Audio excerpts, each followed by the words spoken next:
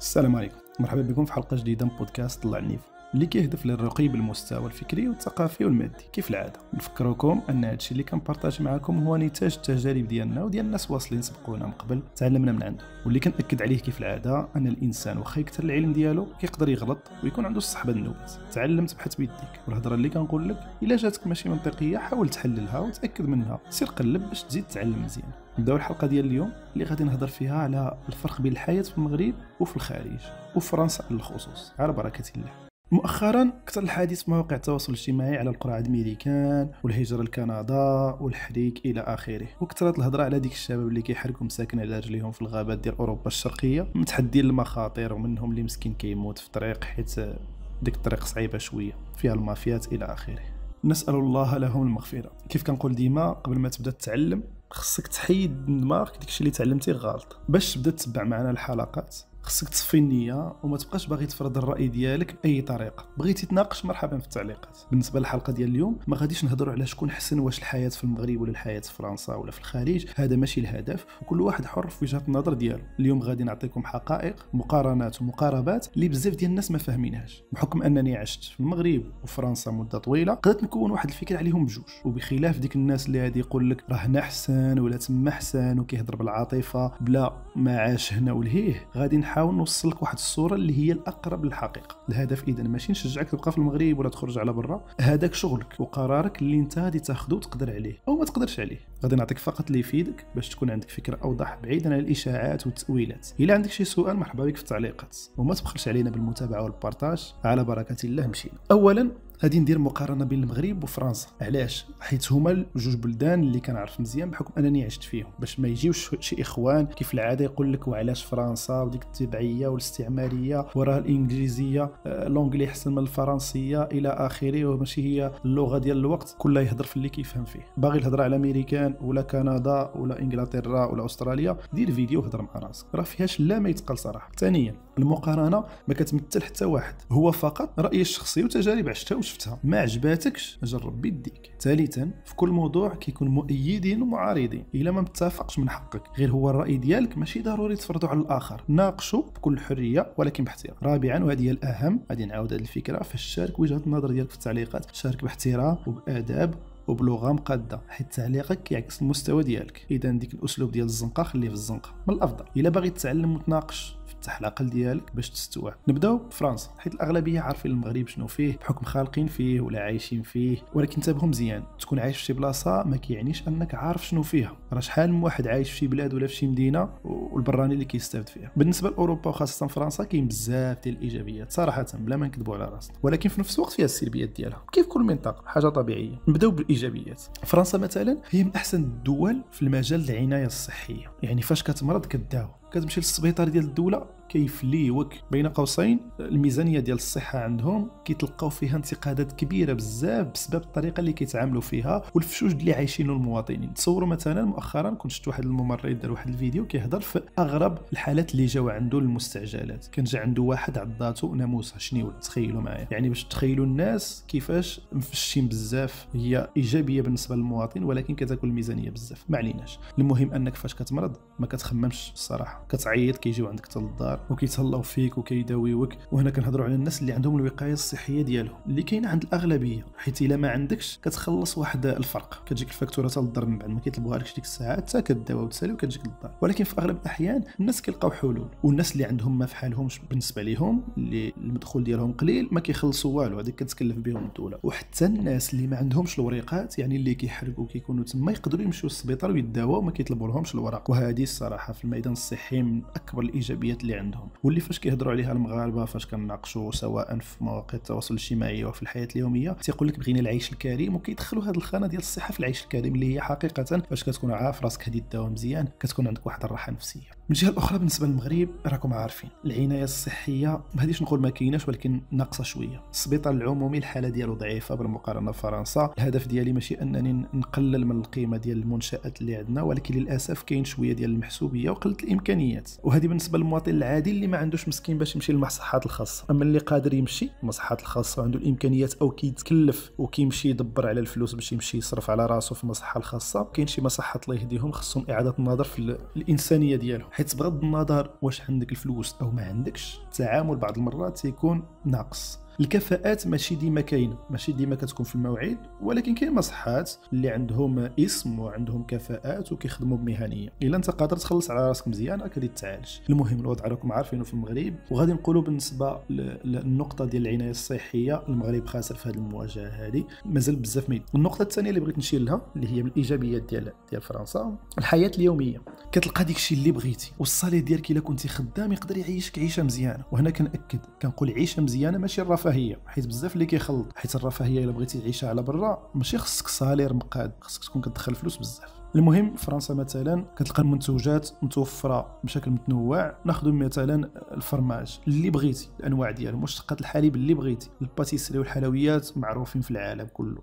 عندك مثلا الاثاث ديال البيت كتلقاه باثمنه مناسبه والموديلات زايدين. الثمن ديال السيارات كتلقاه في المتناول. السياره اللي عندنا هنايا في المغرب اللوكس ماشي كلشي يقدر يديرها، تقدر تلقى لي سيارات يعني في المتناول. مثلا الطوموبيل الاولى اللي كنت شريت في فرنسا دي واحد 10 سنين كنت شريتها بواحد 440 اورو، يعني ما كاملاش 5000 درهم باش نعطيك الفكره. واخا الثمن ديال الطوموبيلات زاد واحد شويه مؤخرا. السميك عندهم يعني الراتب ادنى تقريبا واحد 1300 اورو اللي هي واحد 13000 درهم، ولكن كنفضل ما نديروش المقارنات بالنسبه للدرهم والاورو حيت ماشي منطقيه. دونك نبقاو نهضروا بالاورو فاش نهضروا على فرنسا ونهضروا بالدرهم فاش نهضروا على المغرب. ولكن الصراحه واحد اللي خدام ب 1300 اورو يد وحده، يعني بوحدو اللي خدام في الدار عنده وليدات في مدينه كبيره ما كافياش، حيت مثلا في واحد المدينه متوسطه خصك واحد 600 حتى 700 اورو ديال الكرا، زيد عليها واحد 50 حتى 60 اورو ديال الضوء الماء، واحد 50 اورو ديال الغاز حيت هما كيسخنوا الديور، كاين البرد بزاف خصوصا في فصل الشتاء، زيد عليها فلوس المازوت ولا الترونسبور واحد 50 حتى 100 اورو. والماكله اللي عندهم غاليه شويه، يعني خصك بالنسبه لواحد العائله متوسطه بالوليدات واحد 100 اورو في السيمانه اللي هي 400 اورو في الشهر تقريبا. وغادي تزيد على هادشي الضرائب اللي كيقطعوا لك في التري ديال العام، والا عندك الوليدات كتولي العيشه شويه قاصحه. وهادشي اللي كيفسر علاش المغاربه المقيمين بالخارج ما كيجيوش كل عام، حيت باش تخلي فلوس صفر وما تخسر في المغرب وباش تفوح على خوتك المغاربه هنا وتبان انك عايش مزيان خصك توفر. بواحد 1300 اورو صعيب شويه توفر، يعني خصك باش تقاد الامور ديالك تكون عندك واحد 2000 اورو باش تجيب التعادل، ماشي الربح، تعادل. ولكن كتبقى الحياه اليوميه فيها ايجابيات. توفر المنتوج، خصوصا جوده المنتوج، حيت هما كيأكدوا على هذا الشيء بزاف. عندهم بزاف ديال جمعيات حمايه المستهلك اللي كتراقب المنتوجات. عندك المواصلات كاينه، واللي عارف يقاد شغله كيقدر يعيش مزيان دنيويا. بالله تعاد نهضروا على ديك القضيه ديال الدينيه. بالنسبه للمغرب في هذه الناحيه ما قبيحش في مجال الحياه اليوميه، غير هو اللي عايش ب 2000 و 3000 درهم صراحه الحياه راه قاصحه بزاف. خصو يخرج الكرا والماكله والترونسبور، وخصو يتزوج ويدير الدراري ويقريهم ويداويهم الى اخره. وهذا الشيء الصراحه 2000 درهم قاصحه شويه. الا ما عندك الصالير مرتاح راك غير كتعايش مع الوقت، باش نكونوا واقعيين وهذا الشيء راكم فاهمين. المشكل الثاني اللي كاين في المغرب بالنسبه للحياه اليوميه هي جوده المواد المستهلكه. جمعيات حمايه المستهلك باقي عندها خدمه كبيره ديرها الا كانت،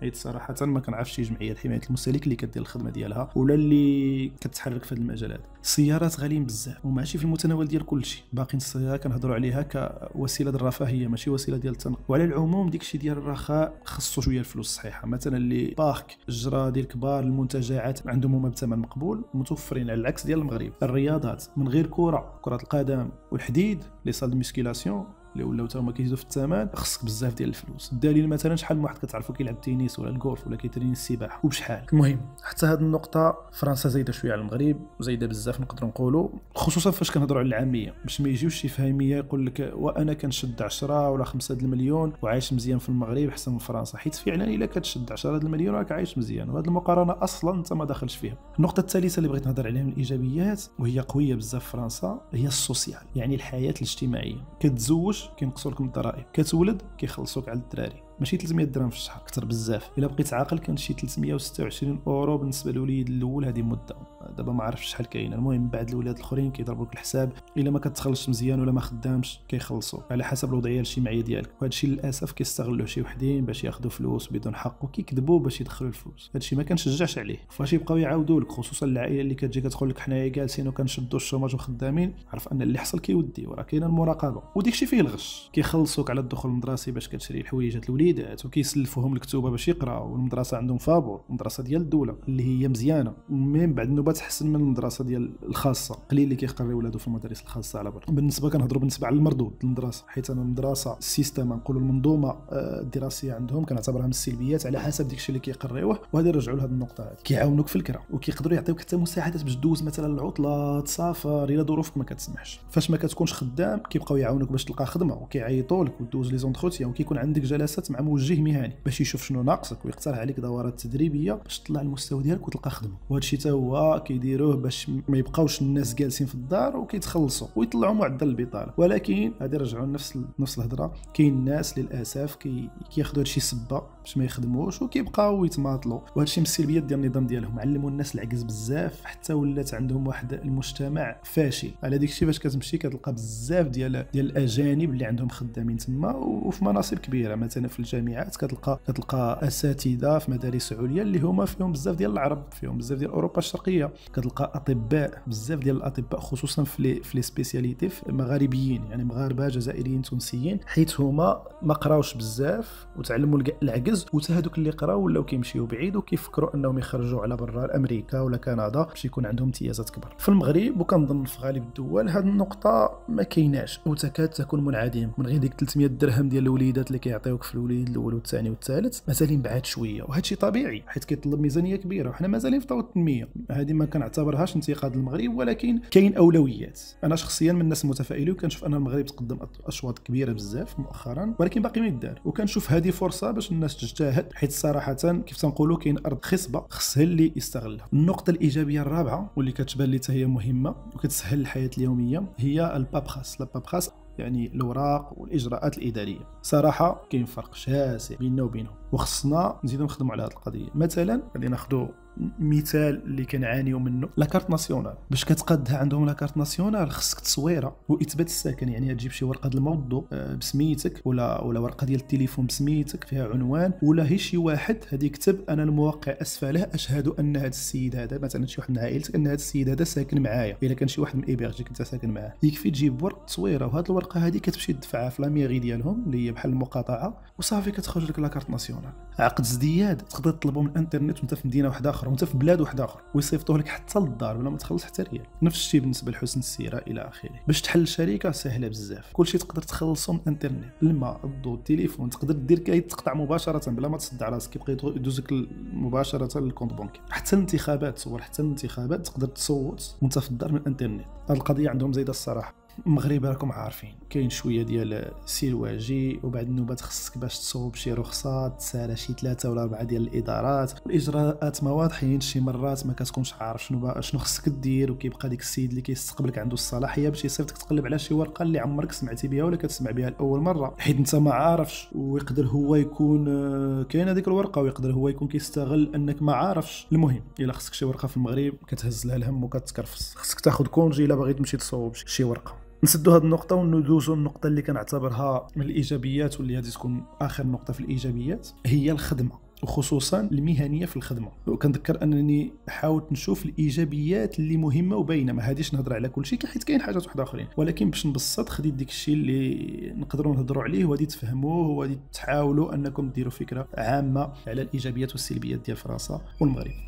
سواء هضرنا على المغرب ولا على فرنسا، الحمد لله تحت لي الفرصه باش نخدم في المغرب وفرنسا في شركات وكحر، يعني كخدمه حره. بالنسبه للمهنيه فرنسا المستوى المهني احسن من المغرب، ما غاديش نناقشوا في هادشي. اولا قانون الشغل عندهم كينصف الاشخاص، على ما لاحظت في المغرب باقيين ناقصين في هذه الامور. عدد ساعات العمل مثلا الاسبوعي نقص على المغرب، عدد ايام العطلات السنويه زايد، السالير زايد، وهذا الشيء طبيعي حيث بكل بساطه نيفو دو في ولا مستوى المعيشه مختلف.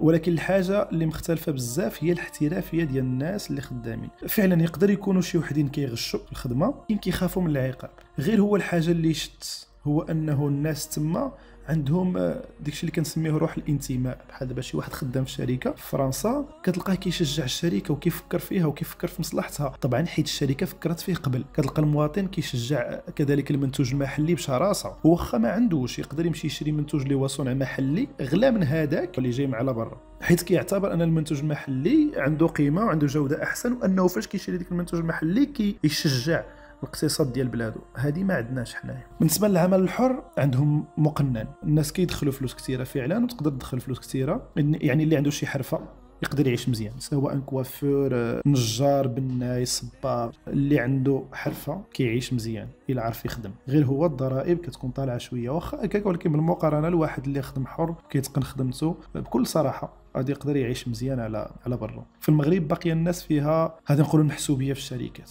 وكاين شي وحدين بلا كفاءه كيوصلوا لمناصب لسبب او اخر بلا ما غادي ندخلوا في هذا الديتاي. وهذا الشيء ما كيعنيش ان ما كاينش الكفاءات، ولكن كنظن انه كاينين الناس ما باغيينش العجله تخدم مزيان، وحيت هما باغيين يحافظوا على المناصب ديالهم وما عندهمش الكفاءه، كيهرسوا واحد النوع ديال الشباب اللي مزيان وعنده قدرات باش يطور واللي باغي يخدم. المهم مع الوقت كنظن هذا الشيء غادي يمشي، حيت هاد الناس ما يمكنش يبقاو ابدا ابدين في هذه المناصب. هنا غادي نسالي المرحله ديال الايجابيات ديال فرنسا، وغادي ندخلوا في النقاط اللي كنعتبرها سلبيات. اول حاجه اللي كتعتبر من السلبيات في فرنسا فاش كتمشي غير كتوصل، اول حاجه كتحس بها باستثناء بعض المناطق اللي في الجنوب واحد الاختلاف كبير في الطقس. الا مولف بالشمس وتحتي في شي مدينه بارده تقدر يطيح عليك الضيم، والناس اللي مشاو تما راه عارفين شنو كاين. هما بطبعهم ماشي بحالنا، انت تقدر دوز النهار كله تما، تلقى ناس ما تهضر مع حتى واحد، عكسنا حنا راك تخرج للحانوت كتضحك معاه، تمشي عند الخضار تضحك معاه، السلام عليكم وعليكم السلام، يقدر يسول فيك تسول فيه، الجيران كذلك. تما عندهم واحد البروده في المشاعر بالنسبه للاخر. هذه النقطه صعيبه شويه، حيت الواحد اللي كيبغي يعيش مرتاح وكيعطي اهميه كبيره للراحه النفسيه ديالو يقدر يلقى مشكل كبير تما. كاين مشكل ديال الغربه، وفاش كنقولوا الغربه هذه يفهموها فقط الناس اللي عاشوها، حيت الغربه بالنسبه اللي عمروا خوا البلاد كتبقى كلمه فقط بدون معنى. في الحق الغربه صعيبه، وديك الاحساس ديال انك بعيد على البلاد والعائله والاصدقاء مع الوقت كيكرفص، وحتى هو كيدخل في اطار الراحه النفسيه. الطقوس ديالنا، العادات ما كتبقاش تعيشهم كيف المغرب، مثلا اجواء رمضان، العيد، زياره الاقارب الى اخره، كيكون واحد النقص كبير من هذه الناحيه هذه. بالنسبه للمغرب راكم عارفين الجو مزيان، كاين الشميشه، كاين واحد الراحه النفسيه بالنسبه على الاقل للطقس، كتشوف الضوء بغض النظر على المشاكل اليوميه. النقطه السلبيه الثانيه اللي كتجيني من اصعب السلبيات اللي عندهم تما على برا هي الحياه الدينيه ديال الواحد. على برا غادي تنسى شي حاجه سميتها الاذان في الجامع تسمعوا من الدار، ما عندهمش. مثلا في فرنسا ما كايناش هذه القضيه. رمضان كدوزو في الدار وصافي، الخدمه كتسمع مره ديك الهضره ديال كتصوم انت وما كيجيك الصيام صعيب، واش كتشرب الماء ولا ما كتشربش، واش تقدر دير هذه ولا ما تقدرش دير هذه الى اخره. التوقيت في رمضان ما كيقدوهلكش، تما راك خدام بحالك بحال الناس، تقدر تخدم من 9 ولا 8 الصباح تسالي في 6 العشيه ولا 7 ولا اكثر. وفاش كيجي رمضان في الصيف راه المغرب كتكون حتى ل 10 د الليل، الا باغي تصلي التراويح راه كتبدا في 12 وتسالي في الوحده وجبد مع راسك. زيد على هذا الشيء الجوامع قلال، واخا كتكون الجاليه كيحاولوا يديروا مجهود وكيقادوا بيناتهم مساجد وغرف تسميهم دي صال بخير، غرف للصلاه بحال البيوت كيصليو فيهم ولا مساجد صغار، باقي النقص بزاف، خص باقي شويه الانضباط وحذاري. ما يكتبش عليك شي واحد، راه الناس اللي عايشين على برا كاين اللي بكثره المخالطه والتشبع بالمجتمع الغربي ما كيبقى لا صلاه لا جامع لا دين، وهذا الشيء من المخاطر. حيت سي فغي غادي تكون عندك واحد الحياه انت باغيها تعيش حياتك، ولكن كاين الاخيره، راه كاين ناس مساكن ما تيبقاوش الصلاه كيصليوها، الله يهدي الجميع. هذا الشيء من المخاطر ديال العيشه على برا. العيد الكبير مثلا خصك تخبع باش تذبح، حيت عندهم ممنوع الذبح في الدار، وما تيجيكم ديك القضيه ديال الهيجيان، يعني النقاوه والنظافه وظلم الحيوانات الى اخره. المهم ما غاديش يفهموا اكثر من الله سبحانه وتعالى واكثر من الدين ديالنا، ولكن في كل عيد راه كيوقعوا المشاكل. كاين اللي كيسميها مشاكل، كاين اللي كيسميها طرائف.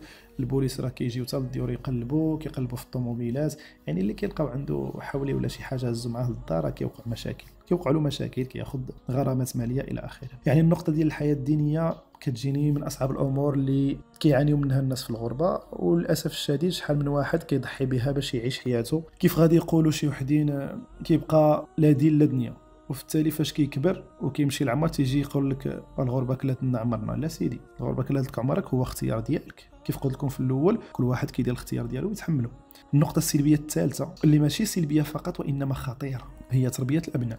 باش تربي وليداتك ولا بنيتاتك صعيب بزاف تربي وليداتك على الاسلام والعادات ديالنا في فرنسا مثلا. الا ما درتيش تضحيات وتخليتي على شي حاجات غادي تعاني، وما تجيش تقول لي هذه غير هضره ولا هذه نربيهم في الدار، حيت بكل بساطه ولادكم بنات كيدوزوا اكبر مده النهار ديالهم في المدرسه وكيعلموهم اللي بغاو. زيد على ذلك الرفقه السيئه، وفاش كيدخلوا للدار كيكملوها بالتلفازه، في حين الوالدين راهم كيضربوا تماره مساكن في الخدمه حيت خص الفلوس باش يعيشوا، وعادي الا كان كيصيفطوا الفلوس للبلاد وزيد التوفير باش الواحد يسافر في الصيف الى اخره. اذا الوالدين كيقول لك غادي نربيو ولادنا في الدار، كيلقاو راسهم كيشوفوا ولادهم واحد الساعه ولا ساعتين ولا 3 ساعات في الليل، كيتفرجوا معاهم يتعشاو وينوضوا ينعسوا. فوقاش تربي هاد الوليدات؟ غادي تقولوا وشنو المشكل؟ وحتى المدرسه كتربي فعلا، ولكن ماشي داكشي اللي بغيتي انت. في المدرسه تما سيدي غادي يعلموهم ان الانسان جاي من القرد، وهذا الشيء منافي للدين ديالنا، وغادي يدخلوا لهم في راسهم نظريه النوع، لا تيوري دو جونغ.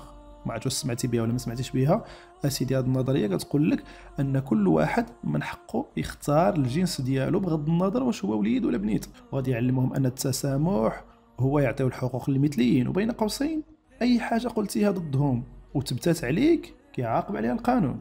وغادي يتعلموا الحريه، وان الوالدين ما خصهمش يفرضوا على وليداتهم الراي ديالهم. وهذا الشيء علاش كتلقى الابناء كيصيفطوا والديهم للحبس. هي كيف سمعتي، الا ضربتي ولدك ولا بنتك، واخا هذا الشيء فعلا ما خصوش يكون، وحنا منافي للدين ديالنا، ما خصناش نضربوا وليدات ديالنا، ولكن الا وقع الخطا وضربتيه يقدر يدعيك شحال ما كان في عمره ويصيفطك للحبس ويحيدوا لك الوليد ولا البنيته باش يحطوهم في لي فامي داكوي، يعني عائلات مستقبله، ويتربى بين العائلات من عائله لعائله. نزيد كون نمشيو بعيد، الا مشيتي خليتي لاطراس في وليد ديالك ولا البنيته ديالك، مثلا قرصتي ولا دار شي ضربه ولا شي حاجه وشافها المعلم ولا المعلمه، كيدير اشعار وكيجيو الناس ديال حمايه الاطفال وكيحيدوا لك الوليدات. علاش كنقول لكم هذا الشيء؟ حيت كاين حالات، ودابا الناس كيستهزئوا بهذا الشيء وكيستهنوا به. واخا حنا في التعليم ديالنا في الدين ديالنا ما خصوش يدار، ولكن كيوقع الغلط ويقدر يوقع شي مشكل، الوليد يضربوا شي واحد، يقدر يضربوا شي واحد في الزنقه وتبان فيه شي طراس ويرجعوها لك انت. المهم ما غاديش نكثر من هذا الموضوع وما غاديش نخلع الناس، ولكن هذه النقطه هذه حساسه بزاف. واياك تقول لا ولكن انا ولادي مربيين ولا غادي نربيهم مزيان، ما يمكنش يديروا فيا هادشي. تما الاطفال كيعلموهم كلشي في المدرسه، وكيف قلت لك راه المدرسه وبرامج التلفزيونيه هي اللي كتربي في الغالب الاحيان الناس، وزيد المجتمع بالطبع. هذا الشيء ما كيعنيش ان الابناء لابد يكونوا مفلسين. تما كنعرف ناس وليداتهم ما شاء الله مربيين احسن تربيه، حافظين القران، باو عائلات هما وكيحافظوا على العادات ديالهم، كاينين. نزيدك هاد الناس اللي مسؤولين في اوروبا بالنسبه لهم هذا الشيء اللي كيديروه راه باش يحميو الطفوله، من وجهه النظر ديالهم هذا هو الحق، هذه هي الايجابيه. يعني انت خصك تفهم الفرق بيننا وبينهم. راه كيمشيو لكم بالمنظور ديال الا ضربتي ولدك راك كدير له لا مالتريتونس، يعني كتخليه يعاني. على ديك الشيء هما كيحاولوا انهم ما يخليوش هذا الشيء يوقع. هذه وجهه النظر ديالهم اللي بالنسبه لي خاطئه، حيت الوليدات خصهم يترباو، ولكن غادي نسدوا القوس حنا هنايا باش نعطيو حقائق فقط، ماشي باش نكريتيكي ولا نقولوا شكون اللي عنده الحق وشكون اللي ما عندوش. النقطه الرابعه اللي من السلبيات كنعتبرها السلبيات ديال الحياه على برا، هو ان الديور صغار بزاف والخضره غاليه. اللي مولف التساع غادي يعاني بكل بساطه في فرنسا، الا قرر انه يستقر في شي عروبيه ديالهم مثلا. وما كنظنش ان الناس اللي كيهاجروا كيمشيو لتما باش يعيشوا في العروبيه، الا بغى الربيع ولا الطبيعه غادي يبقى في المغرب. اذا الديور صغار بزاف. مثلا في المدن الكبيره بحال باريس تقدر تلقى استوديو ديال 15 ولا 20 متر كاري ب 800 ولا 1000 اورو، وباش تاخذو خصك تعذب مزيان، تعطي الضمانات وتكون خدام انت ولا مراه وعندك شي واحد ضامنك من الفوق. المهم عندهم واحد النقطه كحله بالنسبه للسكن. بعض المرات فاش كتكون العائله كبيره وتيكونوا الابناء تقدر تلقى الكرا في لي لوجمون سوسيو، ولكن كتكون لائحه ديال الانتظار طويله شويه. المهم الا كنتي مولف 100 متر ولا 80 تقدر تخنق. غير هو من ناحيه التجهيزات ديك الشيء تيكون عندهم ناضي. وكنت درت واحد الفيديو باش نهضر على ديك القضيه ديال زيارات الاقارب على برا والصعوبات اللي كيعانيوها الناس تما، حيت راه فاش كتمشي عند الناس تما تنترد البال. الا مشيتي شي نهار كاين شحال من واحد تيقول لك مشيت وما استقبلونيش ولا لقيت الضيق، راه عندهم الضيق، راه ماشي ما استقبلوكش. يعني انت الا مشيتي زرتي شي واحد حاول تفهم الوضعيه ديال الناس. هذه رساله عامه. الناس اللي كيبغيو يدوزوا العطله على برا، الا باغي دوز العطله على برا من الافضل دير يدك في جيبك وسير تسال مع راسك في لي زوتيل بين قوسين. بالاضافه للسكن اللي ضيق كاين مشكل ديال الخضره والفواكه، خصوصا الفواكه اللي الثمن ديالها غالي بزاف. بعد النوبات راه ما تيكونش في المتناول. مؤخرا مثلا الدجاج كنوصل ل 9 الاورو، يعني 100 درهم. الدلاح كتشريه بالطرف، يعني 4 دلاحه صغيره، عندهم واحد الدلاح صغير تقدر تشري 4 دلاحه صغير اللي فيه واحد 2 كيلو ولا 3 تقدر تشريه ب 20 اورو، يعني 200 درهم. بلا ما نهضروا على الهنديه والكرموس والمشماش والعنب، ديك الفواكه اللي كتكون عندنا موسميه حنا وموجوده، واخا غلا الثمن عندنا شويه في المغرب، تما عندهم غاليه بزاف. المهم اللي مولف الطاجين ياكلوا في المغرب. والا لاحظتوا ديك المقيمين بالخارج فاش كيجيو للمغرب كيبقاو يشريو بزاف ديال الديسير وياكلوا الماكله ديال المغرب ويديروا الطواجن ماشي حيت ملهوفين، كيقولوا شي وحدين هم ملهوفين، هذيك الناس مساكن كيتوحشوا الماكله ديال المغرب. ونزيدكم حاجه، عدد كبير ديال المهاجرين ما كيجيوش كل عام للمغرب، هادشي اللي خصك تفهمه. ماشي فاش كتشوف نتايا ديك المقيمين بالخارج كاينين في المغرب راه كيجيو كل عام، كاين اللي كيدير عامين 3 سنين باش يجي، حيت باش انه يجي راه ميزانيه، خصو باش يسافر فلوس الطياره وما يخسر في المغرب راه قاصحه. النقطه الخامسه اللي غادي نهضر عليها في السلبيات وغادي نهضر عليها بعجاله حيت كلشي عارفها، اللي هي العنصريه. وغادي نقول لك واحد الجمله قالها لي واحد الصديق ديالي خلق في فرنسا، قال لي حنا فاش كنكونوا في فرنسا كيعتبرونا غرباء دي زيترونجي، وفاش كنمشيو لبلادنا كيعتبرونا غرباء دي زيترونجي. هاد الجمله راه قاصحه شويه بالنسبه لواحد اللي عايش تما، راه عارف شنو كاين، اللي عايش في فرنسا مثلا ولا في اسبانيا الى اخره. وفاش كيعتبرك الواحد غريب ماشي بحالو، واخا يعياو يزوقوا ويصبغوا ويديروا النفاق، راه كاينه العنصريه. على براك تقدر تعيشها يوميا الا ما كتحكمش في اعصابك، والا ما كانت عندك شخصيه قويه، الا شخصيتك ضعيفه تقدر تعذب بزاف من العنصريه. غادي تشوفها في النظره ديال الناس، في الهضره ديالهم، في الاسئله ديالهم، في الاجراءات، في المدرسه، في الحياه اليوميه. العنصريه غادي تعيشها انت وولادك فاش تبغي تلقى خدمه، غير حيت سميتك محمد ولا رضوان ولا عادل ولا خالد، سميتك عربيه، واخا يكون عندك الدبلوم مزيان غادي تعيشها. لي كونترول ديال البوليس، واحد الدراسه كانوا داروا العرب كيتشدوا كونترول، كيديروا لهم يعني مراقبه 7 المرات اكثر من اصحاب البشره البيضاء، والناس اللي كحل تيقلبوهم ال10 النوبات اكثر من الناس ديال البشره البيضاء. يعني العنصريه كاينه، هادشي غادي تعيشوا عادي. الا مشيت عشتي على برا تقدر تعيشوا فاش تشري الدواء، تقدر تعيشوا فاش تبغي تخدم، فاش تكون كتقضى، فاش تمشي عند الطبيب الى اخره. خصك تعيش معاه. الناس اللي عايشين تما راه عايشين معاه وصابرين، وهذيك هي الحياه على برا. فقلنا الايجابيات والسلبيات. النقطه الاخيره اللي كنشوفها من السلبيات، وهي في الصراحه ماشي من السلبيات او الايجابيات، ولكن كنظن انها مهمه تذكر، ماشي باش نشكر في واحد البلاد ولا في اخر، ولكن انا كنظن وهي وجهه نظر شخصيه ان المغرب باقي فيه الهوته في ناحيه البيزنس، يعني باقي فيه الفرصه. الا عندك دماغ وكتفكر، حتى في فرنسا كاينه هذه الهوته وكاينه الفرصه، ولكن في المغرب كتبان لي باقي اكثر. علاش؟ الا باغي دير الفلوس في المغرب تقدر. على برا كاين الضرائب زايدي، واخا في المهن الحره كاين الافكار الناس ديجا طايحين عليهم. في المغرب باقيه التربه خصبه، باقي تقدر تجيب فكره كاينه على برا وتطورها.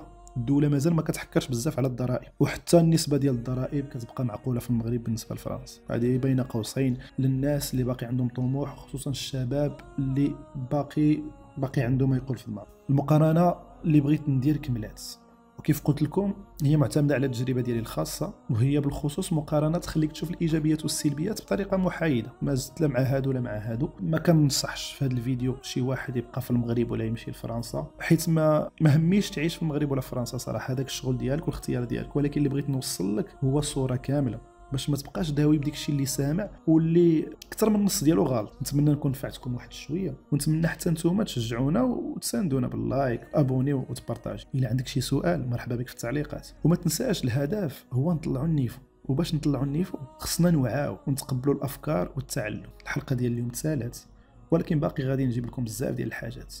تهلاو في راسكم، السلام عليكم.